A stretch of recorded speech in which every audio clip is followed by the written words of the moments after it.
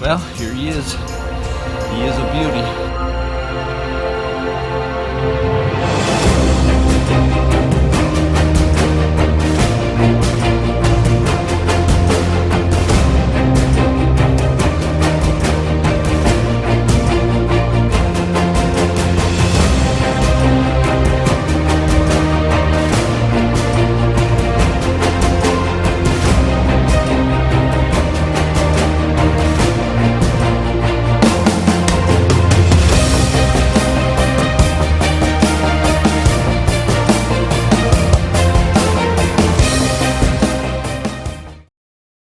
Hi, I'm Brian Madison with DeerHunterFan TV. This episode is week number 13 for the weekly semi-live episodes. Deer season's winding down, and this episode is actually going to catch us up with where we sit right now for the bucks we've taken this season. It's going to be a hunt with Ron Madison here in New York for a buck that you guys on Facebook named Dozer.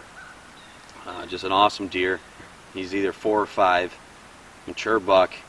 Dominant buck in the area. Had trail cam pictures of him, and actually the last few days of archery season I had him at 40 yards, and unfortunately for me I was unable to get a shot at him as he always cut the branch between us. He came in behind a doe and stopped at 40 yards. If he would have stopped 10 yards sooner I would have had him in an opening, and he walked straight away from me. It was raining, so I had the rain cover on the camera, and as he walked away and got out of sight, I rattled. And he turned around and ran in full speed, so fast that I couldn't get the rain cover back off the camera and the mic turned on and everything. He ran right past me. He ran by me at about 40 yards, right past me, out of sight. And then the 6-point that was with him came right down the trail and walked right into me. But he was riled up that morning. He was really running around.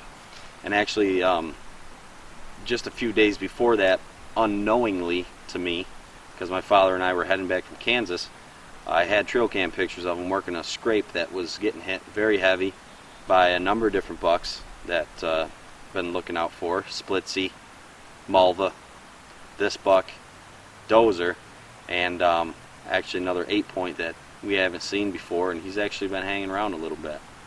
So now we're going to jump in with Ron. It was the second day of New York rifle season in the southern zone, and he was hunting a box stand on a big open field. We are the second morning of New York gun season. I've decided to take a stand we call the rock pile. It's on the edge of this field. It's a pretty good crossing. We've killed a lot of bucks here over the years. You've got to be patient, but it happens. In fact, last year I shot Butch in the woods just behind us, and he died in this field. So it's a cold, nice morning. Let's see if we get any action here.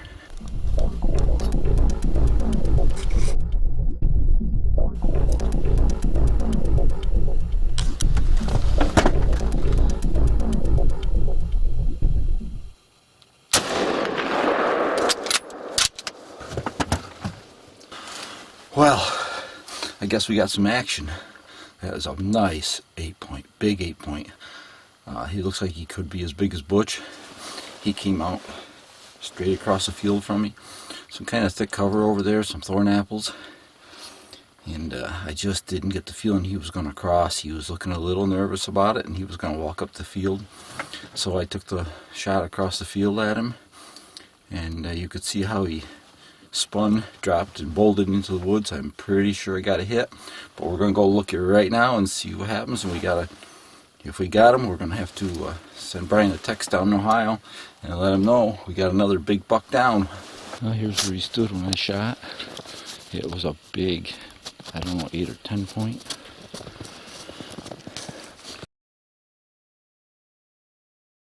Look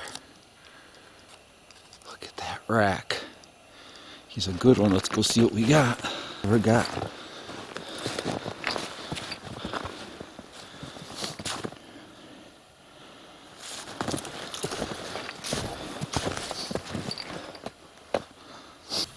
Well, here he is. He's a huge 8-point. and I'm just so lucky. I couldn't be happier. You know, I killed Butch in this location last year, and to come right back and kill another one. He's not as big as Butch, but he's a very nice big buck, and he is a bull. His neck is huge. Brian's gonna be real happy when he sees this. You know, one of the cool things here was just the day before, in the morning at 10:30, Dozer crossed the field adjacent to the field that Ron wound up killing him in about 24 hours later. So it's, you know, it's cool. You get that on camera like that, and at first when I was going through the pictures, I thought it was actually going to be the morning he shot him, but it was the day before. So obviously Dozer had a little bit of a pattern going on here. Towards the end of the major rut, but coming right into where, you know, a couple days after that, they started to rut pretty good again. So he was working scrapes, working field edges, just checking for does. And Ron was in the right place at the right time. And that was the only time Dozer crossed in front of that trail camera. That was the only time we had a picture of him over there, and that's where he was killed. And it was kind of the same story last year with Butch, with my father as well. He actually was just about 50 yards in the field 50 yards in the woods off this field where he shot Butch, and then Butch expired out in the field. But same deal, we only had a couple pictures of Butch, and it was about the same distance away, just down in the woods the other side of the field. So I guess what I'm trying to say is, we had all these trail cam pictures of Dozer in 3 different spots, and to kill him, we didn't hunt a single one of those spots. And it was actually, it's funny, if you triangulate the trail cameras, I had one camera here where I got the picture of Dozer the day before he was shot, one camera down here where I got early season pictures of him, and one camera here where he was working scrapes very heavily during the rut. Dad killed him right here. He killed him in that travel route corridor that he had, and kind of, you know, he wasn't there on purpose for that reason, but looking back on it, you can learn from that. You can take that and maybe try to use that to hunt these bucks that you get on trail cam during night, the ones you get nighttime photos of. If you get multiple pictures of them from different areas, hunt in between those 2 areas. Find that major travel route in between those 2 areas and hunt there. That's going to wrap up this week.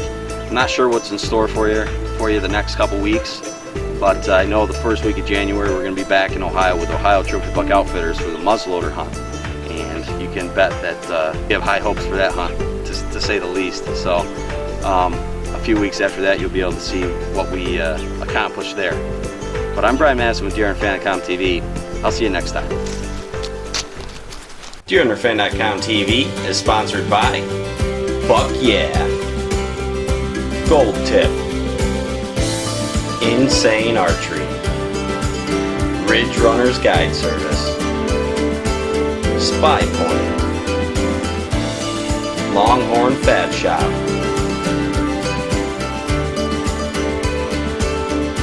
Muddy Outdoors, Ohio Trophy Buck Outfitters, Strutters, Vapor Trail, and also by these fine sponsors.